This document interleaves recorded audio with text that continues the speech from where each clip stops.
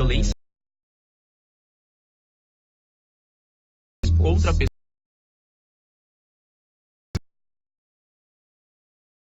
pessoa, ou ao menos essa é a alegação.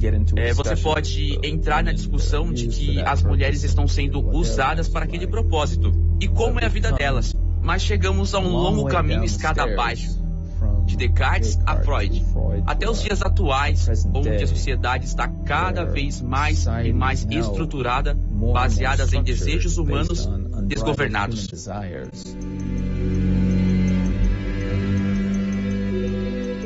Mas será que haveria uma relação entre nossos desejos, paixões e afetos e a maneira como percebemos os afetos de nosso Deus ou deuses?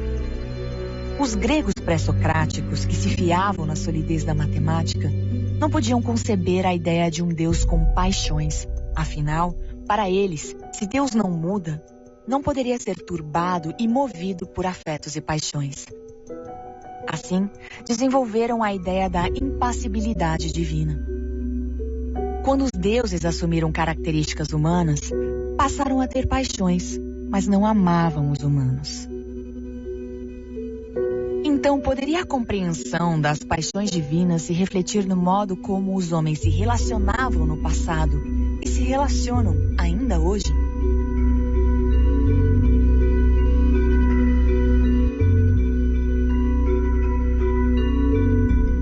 Chesterton tem uma frase que é genial. Ele fala que o ideal oriental do santo sempre está com os olhos fechados, olhando para dentro de si. É o ideal da contemplação e da fuga, né, desse mundo de ilusão.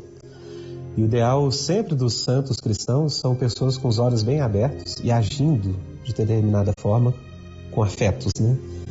E isso é um reflexo do como Deus se revelou na tradição judaico-cristã, sem sombra de dúvidas, né? Na perspectiva cristã, há essa natureza orgânica do amor, o que é necessariamente relacional, se é de fato amor. Nós costumamos pensar no amor em termos abstratos, novamente, porque costumamos pensar de uma forma individualista e autônoma. Eu amo quem quer que eu ame, é uma relação de mão única. Mas o ideal do amor, de verdade, é sempre a reciprocidade. Então Deus, por vezes, ama seu povo, mas eles não o amam de volta. Então pode haver amor não correspondido. Mas isso é amor incompleto, não é do jeito que deveria ser. Então, se amor é relacional e envolve um ir e vir, o que algumas pessoas descrevem como dar e receber, então existe o que algumas pessoas chamam de círculo do amor, um círculo de relacionamento, um círculo contínuo que nunca tem fim e envolve o amor de Deus para conosco e o nosso amor para com Ele, e o nosso amor de uns para com os outros. Jesus disse, se vocês dizem que amam a Deus, então vocês têm que amar uns aos outros. Se você diz que ama a Deus, mas não ama o seu próximo, então você é um mentiroso. Ele diz isso sem meias palavras. Na verdade, há apenas um punhado de textos na Bíblia em que diz que um humano amou a Deus. Mas há muitos textos que falam do amor de pessoas a outras pessoas, e o mandamento de amar o semelhante. E na verdade, na Bíblia, amar o próximo é indiretamente amar a Deus. Eu acho que uma das melhores coisas que aqueles que dizem amar a Deus podem mostrar no modo como se relacionam com os outros é que Deus é um Deus de amor e graça. E se formos honestos com nós mesmos, que todos estamos quebrados, e que Deus nos amou de forma extravagante, muito além do que pudéssemos merecer, como poderíamos não ser agradecidos e amar as pessoas ao redor, mesmo que elas não mereçam? Eu acho que os gregos, eles médio para que era também um risco, né, dos sofistas, de você mergulhar a experiência humana tudo aquilo que é passageiro. Houve uma tentativa de você encontrar uma âncora, né, na eternidade, e o meu modo de analisar isso, que também muitos cristãos fizeram, é de que eles abstraíram um aspecto da realidade, que seria a racionalidade, né, essa capacidade de formar conceitos filosóficos, que seria a dialética grega, né, você formar síntese de coisas na realidade com a racionalidade e gerar esses conceitos. E essa visão antropológica do lugar, das formas e da razão gerou para os gregos, no meu modo de ver, uma visão onde a capacidade analítica humana foi colocada no papel da divindade, né? Lembrar, hoje, pouco é ensinado sobre isso nas escolas, principalmente, que os gregos criam em Deus, sim, mas era um Deus que era uma, digamos, versão absoluta da razão humana, né? Então era um Deus totalmente, Aristóteles chamava ele de motor imóvel, né? Razão pura, nesse sentido. Então Deus não se move, Deus é apático, Deus não tem paixões. E todas as paixões, emoções, tudo aquilo que tem a ver com emoções, né? Movimentos na alma, eram tidos como imperfeições, algo que tinha relação com o corpo, com a matéria, com a impermanência das coisas, né? E ele estava só em busca da permanência.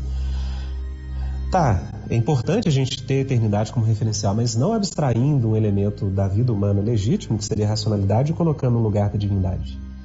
Porque quando a gente vê a revelação bíblica, a gente vê justamente isso, Deus como ser afetado por aquilo que se passa na vida humana, né? Deus se envolvendo e compassivo, se arrependendo, né?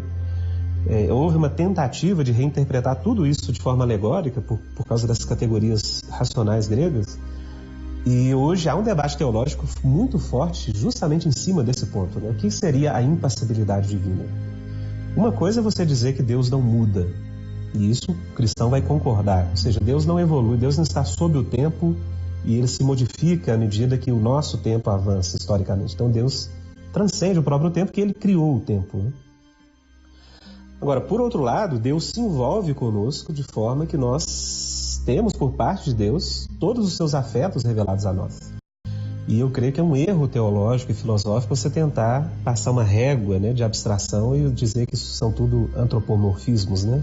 Ou projeções da vida humana no ser de Deus, que Deus é impassível.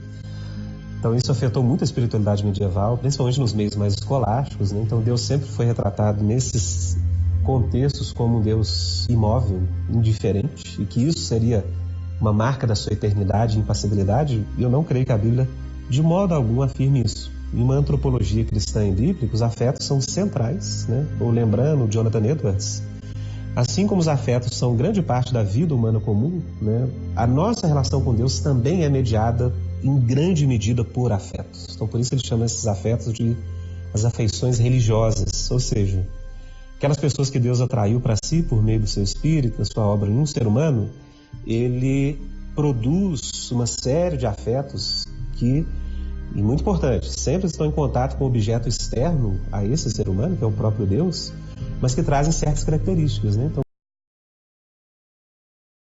alegria mesmo na perseguição.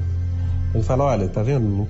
Você não tem um contexto imediato que geraria esses afetos, mas Deus gera esses afetos de tal forma que os apóstolos cantavam hinos presos e sendo açoitados, né? Então essas seriam afeições religiosas. E tem Deus como sentido, objeto, finalidade. O que Jesus Cristo revela para nós? O caminho do amor. Ele não traz um novo credo, uma nova moral.